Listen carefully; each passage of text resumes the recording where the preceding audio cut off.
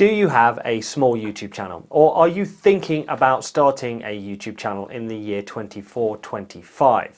I have just passed my latest milestone. I've just passed my 2,000th subscriber. In fact, I've swooped straight through and I'm heading for 2,100 already. Now, I didn't get here by accident and I didn't get here quickly. This video is to talk about YouTube. I'm going to take a little step back from my usual fitness content, the actual niche, my actual subject that I make all of my content on, and I'm going to talk specifically about my YouTube journey. And this is going to be most interesting to those people that are at a similar level or just behind where I am at myself. I'm going to be talking about my successes, I'm going to talk about my failures, the things that I've improved to get to this point, and the plans I have for the future. So the biggest problem, as I see it, for new creators these days is that there is an entire sea, an ocean in fact, of YouTube creators and content creators out there that are peddling content every single day. Any niche that you can think of, anything that exists in real life already, there are content creators making videos about it on YouTube. In the early days, people used to say that if you really wanted to sort of hook a particular market, you aim for a niche. The thing is, all the niches have already been taken. It doesn't matter how abstract, how weird and wonderful you go, there will already be someone doing it.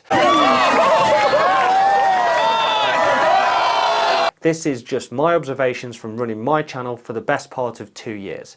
I suppose the thing I should do first is take you back to the start. How and why I started in the beginning. Right? So my channel originally started by me going on a few OCR runs, obstacle course racing, a few bits of GoPro footage smashed together in Movie Maker and uploaded. Now, they were not for public consumption. I did not care about people watching those videos. That was for me to look back on in years to come. And that's all I was thinking about when I made them. How did it end up becoming a little bit more than that? How and why did I end up getting to the point where I'm making videos about YouTube and wearing branded merch that I've made myself about my channel? How did I get to that stage? Well, that's a bit of a story, and it starts off with that critical moment where you change the way you think about your channel. You start thinking about your channel in a way that you are presenting to other people, you guys. This came for me when I went on a fitness competition. It was just one of these things that I booked out of the blue, something that I'd never done before. I took my GoPro and instead of just filming what was going on or filming me doing that activity, I turned the camera around and I started talking to it. Hi everyone, today we are at the Manchester Convention Centre for High Rocks. I was explaining stuff, I was adding a narrative, and by adding this narration over the top of my footage, it added this extra dimension, this almost this invitation for someone to come and watch my footage, watch what I'm doing, and maybe, just maybe, take some information away from it. This happened for me at the start of 2022. Now, I didn't just convert my channel at that point. I didn't just change gear and just go full bore into YouTube mode. No, this occurred a little bit at a time over that coming year. The things that I started to go on when I was filming, instead of just filming it, I would turn the camera around on occasion and say, right, we are here today, this is what I'm doing, and here's me doing it. As time went on, that became more and more important for me to do because that would add a little bit of structure to the video that I was creating. So I now had a channel and it had some videos on it, and they were the sorts of videos that I was hoping to get some views on. Now I had about 100 subscribers, 200 subscribers, and most of these people were ones that I knew in real life. So the sort of amount of views I had on the videos was negligible, 10, 20, 30 views, that kind of thing. And it became very obvious very early on that I wasn't getting much attention from YouTube itself, the algorithm as it's known. This is basically a way for the platform to decide what gets pushed into people's faces, right? What gets pushed at the end of other videos, what plays next, that kind of thing, what ends up on people's feeds. Now, at the end of the day, YouTube is a business model. It's a platform. It's a way of making money, right? That's all it is. So it's going to push what it thinks people want. It's going to push channels that are already established that have a track record of making money. So the Mr. Beasts of the world, they get pushed right to the front and it works backwards. So then the next big channel, the next big channel, until you're right at the back of the queue. So it's unrealistic to expect to get any real estate on the sort of the YouTube feeds for anything, for anyone. So you don't get any of that. So how do you get views in the first place is probably the question that comes off the back of that.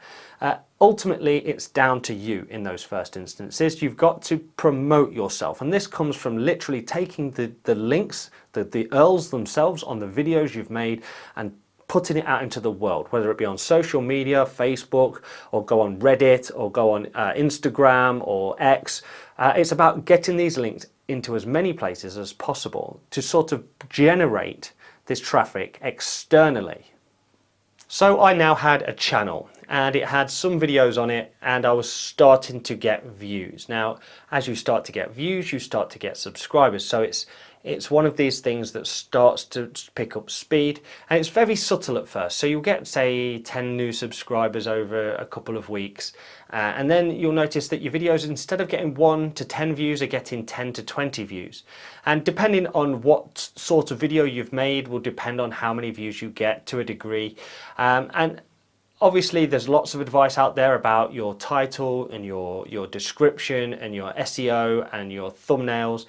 But a lot of this is just not appearing anywhere, right? So it heavily depends on being presented to those subscribers first, and if they click on it, it seeds it out to sort of similar users who might be interested in roughly the same thing. So there is this idea that the more subscribers that you have, that it adds as sort of a seed to how many people get presented with this video in the first place, right? So that's why it feels when you've got no subscribers, no one's watching your video.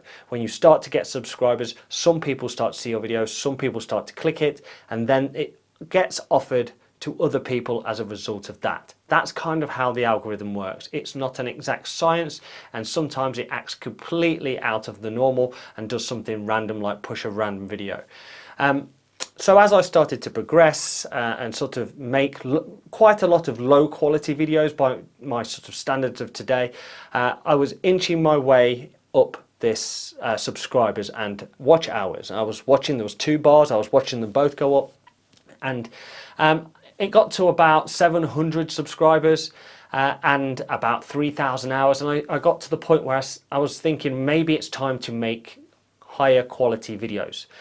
So I had a little bit of a look around YouTube to see what I could potentially emulate. I looked at some of the big content creators out there and I went, right, there's something I can emulate. There's something I can copy. And there was a challenge video, right? So you're not exactly copying. A challenge video it's everyone's own interpretation. So I was up for doing that. And the one I settled on was the 10,000 calorie challenge. This is where you eat 10,000 calories and burn 10,000 calories through exercise in one day. So I set this day up and I got up at midnight and I started to do exercise. In the end, it was 8.5 hours in the gym. It was 46 miles of running, some swimming and some cycling. And I was out all day, right up until 3 minutes to midnight. It was the hardest thing I've done in my life. So I took all this footage that I created, lots and lots of footage. I went all out on this footage, underwater, drone, everything. And I made a really good video and I put it out into the world and it didn't get anywhere near the attention I thought it would get, unfortunately. And this brings me back to that subscriber seed analogy, right? If you've only got 700 subscribers, it's going to present your video to those 700 subscribers. If only 10% of those subscribers click it, you can see how the numbers reduce really quickly. Over time, this video has got 1,200 views. Even today, 2 years down the line, this video has only had 1,200 views. It was not worth doing. In my opinion, it was not worth doing then. I put myself through all of that effort, through all of that time editing, only to have 1,200 views. Now, I have achieved a lot more views by doing a lot less on YouTube. And so this gave me that epiphany too, that I would spend less time doing the exhausting work and spend more time doing something that just was easier to accomplish, which is talking to you guys about experiences. So after the 10,000 calorie challenge, I had to have a bit of a rethink. It wasn't as simple as creating a big extravagant video because it was still only falling onto 700, 800 subscribers, and only a few of those people were going to go away and watch it. It wasn't enough of a base to seed out to the wider world. So it got me thinking, how else could I improve the videos that I'm creating? The first thing I did was to get a wireless mic, the one I'm wearing now, the one that you can hear me on now. That allowed me to move away from the lower quality wired mic that I had. After that, I decided that I would get a new camera. So I got a new Sony Alpha range camera, which has a nice screen so I can see what I'm recording in real time. I got a new lens for that so that I could lower the f-stop and add this nice sort of bokeh depth of field effect that you see. I've got a new studio light, so it created a nice soft light as I record. So these were all technical improvements to the videos that I was creating. But the one thing that I did that sort of had the biggest impact was to, and this happened slowly over time, was to improve the one thing in the middle of my videos, me. Earlier on when I was recording videos, I went through a phase of trying to just wing it. I went through a phase of trying to write it out and read it on an auto cue, and neither of these things really work for me. What works for me is thinking about a concept and practicing what I'm saying in the car over and over and over again. And when I record my videos, and it sometimes takes multiple takes to get the words out of my mouth. I do sometimes say a little bit too much, but that's it. It comes across as a little bit more conversational. So I have over time become a little bit more confident, a little bit more natural and a little bit more relaxed in how I deliver my videos to you, the audience. In addition to improving the technology, improving my confidence and how I deliver my message to you, one of the other things that I started to do was to deliver my videos differently. Now, I told you that I was starting to add this narrative over my videos. That was true, but a little bit beyond that, I started to add a little bit of context, which was important. It made the videos have a story element to them. So I would set the videos up with a beginning and introduction that would sort of set the scene. I would then narrate over the bit that I was doing, the actual thing, and then conclude it with a nice finale and sort of a final word, a Jerry Springer final word. And sort of bringing this storytelling element to my videos has yielded really good results because it allows me to sort of communicate better to the audience and sort of pull them in a little bit at a time, and it's less fandangled, and it's not those sorts of videos that will go viral, but it is the sort of video that will get you subscribers because people are interested in what you're actually saying rather than what they're just seeing. So I reached the 1,000 subscribers and the 4,000 hours of watch time. At this point, you can apply for monetization where your channel gets checked, etc. But it's pretty anticlimactic. It just sort of happens one day. There's no fanfare, there's no celebration. You get an email saying, congratulations, you're monetized. Now, the first thing you will notice is that there is a revenue tab that becomes available in YouTube Studio, and you can see how much you are earning from your videos, which is nothing at first, almost nothing. And when you upload videos from that point forward, you have an extra tab as you work through the video upload process that just applies adverts to your videos.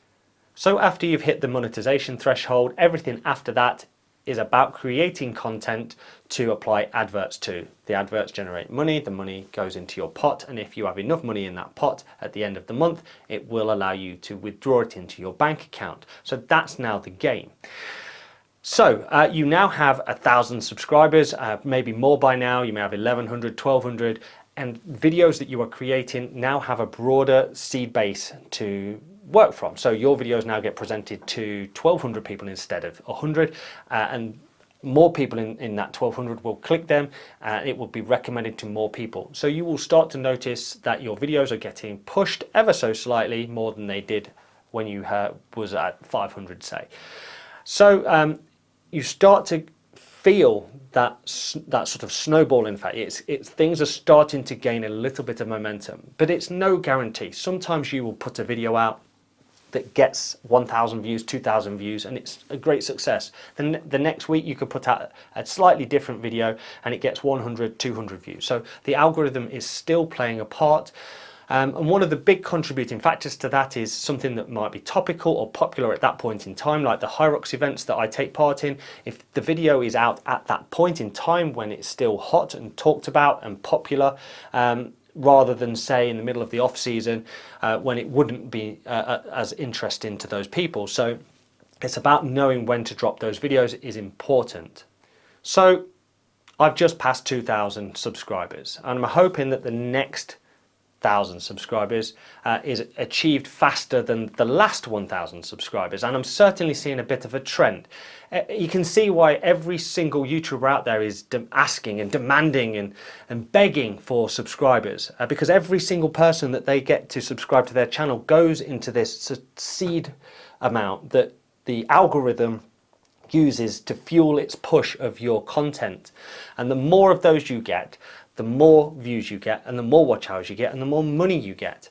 And this all is connected in sort of an ecosphere of your technology and your demeanor and your content and your niche. It's not one thing. Don't ever let anyone tell you there is one reason why your channel isn't working. So if there are any takeaways from this video, I guess it would be ways to improve your content. It isn't always as simple as just creating a good thumbnail or creating a good title. You need to build up your subscribers to allow more views to your channel, to allow more watch hours, to create more adverts for people to watch and get more revenue. That's the ultimate goal for a lot of people, and that's certainly my goal overall. I mean, I like putting out great content to people, but it's nice if there's some money generated by it.